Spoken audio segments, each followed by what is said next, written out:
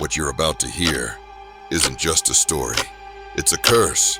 The rain drizzled steadily as Claire unlocked the front door of her new apartment in a quiet Toronto suburb.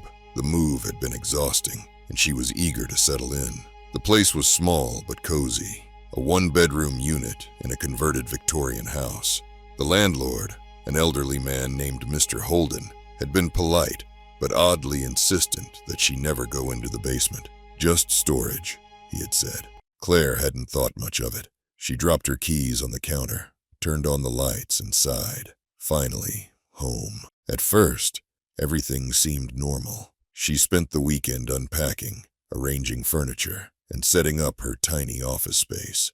But on the third night, she woke suddenly, heart pounding. The apartment was silent, except for the ticking of the kitchen clock, yet she was certain she'd heard something, maybe a soft knock. She held her breath, listening. Nothing, just the wind against the old window panes. She dismissed it as nerves and went back to sleep. The small disturbances began stacking up.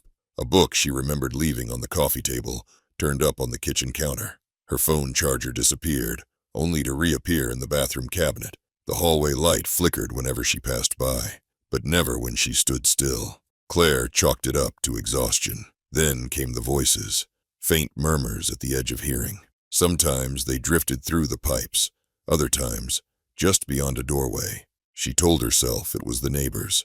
Thin walls, old house, nothing more. One evening, while making dinner, she heard a sharp clatter from the living room. Her heart leapt. The TV remote lay on the floor. It had been on the armrest of the couch moments ago. She exhaled, shaking her head. Gravity, simple as that.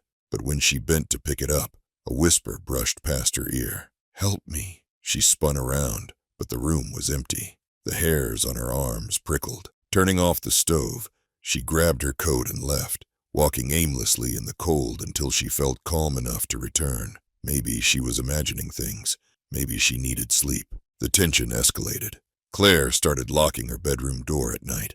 The feeling of being watched had become unbearable. One night, at 2 a.m., she woke to a sound, soft scraping, as if something were being dragged along the floor. She sat up, pulse racing. The noise came from the hallway. She stared at the door, frozen. Then tap, tap, tap, knocking, light, hesitant, from the other side of her bedroom door. Claire couldn't move. Another knock, then silence. Minutes passed, stretching unbearably. She forced herself to move, gripping the handle with trembling fingers, yanking the door open. The hallway was empty, but the air felt thick, charged with something unseen. She didn't sleep the rest of the night. Desperate for answers, she asked Mr. Holden about the apartment's history. She found him tending his rose bushes. "Has anyone else mentioned strange things happening in my unit?" she asked carefully. He hesitated, his pruning shears pausing midair. "Old houses make noises," he muttered, avoiding her eyes. That night, Claire did something she knew she shouldn't. She pried open the basement door. The smell hit her first, damp, stale, with an undercurrent of something foul. She stepped inside, phone flashlight sweeping over dust-covered stairs. The basement was cluttered with forgotten furniture, old newspapers, and a wooden crib, old-fashioned, its paint peeling, the mattress inside stained yellow. A shiver crawled up her spine. Then a sound, soft crying, distant but growing louder. A baby's cry. Claire turned and bolted, slamming the door shut behind her. She couldn't stay. Packing a bag, she booked a hotel and left. But as she pulled away, she saw Mr. Holden standing by his roses, watching her with not anger, but sadness.